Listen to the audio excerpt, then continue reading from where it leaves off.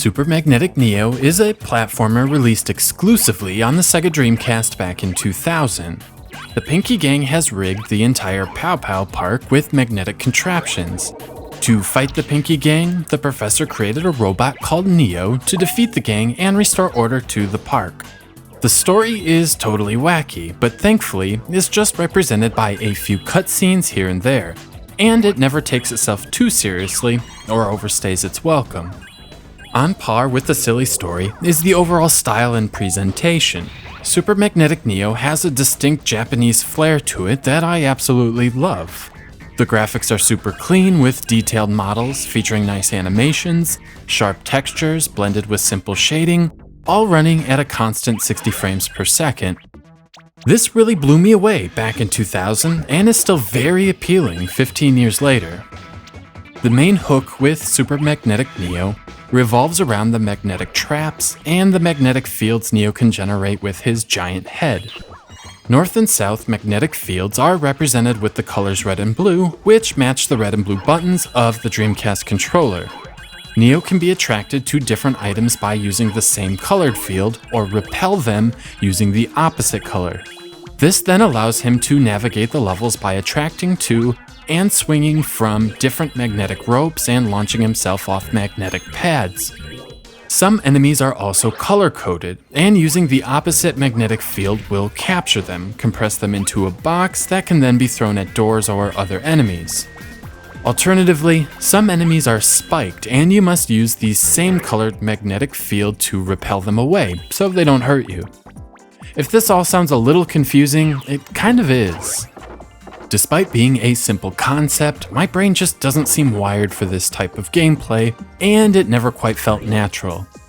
Still, it is very unique, and Super Magnetic Neo does a good job setting itself apart from all the other Me Too games in the genre. The rest of the controls are quite solid. It feels very similar to the Crash Bandicoot series of games, and that's not a bad thing.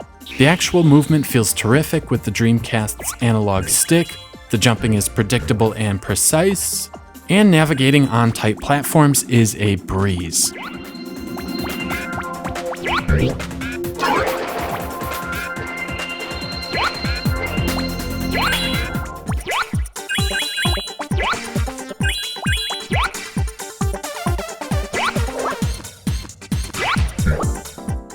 So far, Super Magnetic Neo is sounding like a pretty awesome hidden gem. Unfortunately, the game is brutally difficult. The first glaring issue is the fact you have no life bar. This means if you do anything wrong, you are dead. If you graze an enemy, you're dead. Fall into any of the game's pits or water hazards, you're dead. Many of the levels feature platforms floating in space without the courtesy of a fence or other border, and it's all too easy to accidentally fall off, which of course kills you. Combine this with the fact that the magnetic system in general doesn't really come natural to me, and I found myself repeating many sections of the game over and over. To call it frustrating would be an understatement. To its credit, Super Magnetic Neo does feature a checkpoint system, which is helpful. There are even unlimited continues with no real penalty, other than having to start that specific level over again, much like Ninja Gaiden. Still, even a limited life bar would have went a really long way here. What's sad is this is built into the game. The boss battles have a couple little pills scattered across the level. After grabbing a pill, Neo will have a subtle glow around him. If you get hit, you lose the glow, but stay alive. A few pills before a difficult section in the levels would have drastically reduced my frustration level. Speaking of bosses, I found the second boss to be particularly creative. The boss first sucks up a bunch of the bricks from the floating platform, using them to build a giant hand that chases you. After hitting the hand a couple of times, it turns into legs. Then finally, just a giant block. Like most of the game, it's designed really well and totally creative.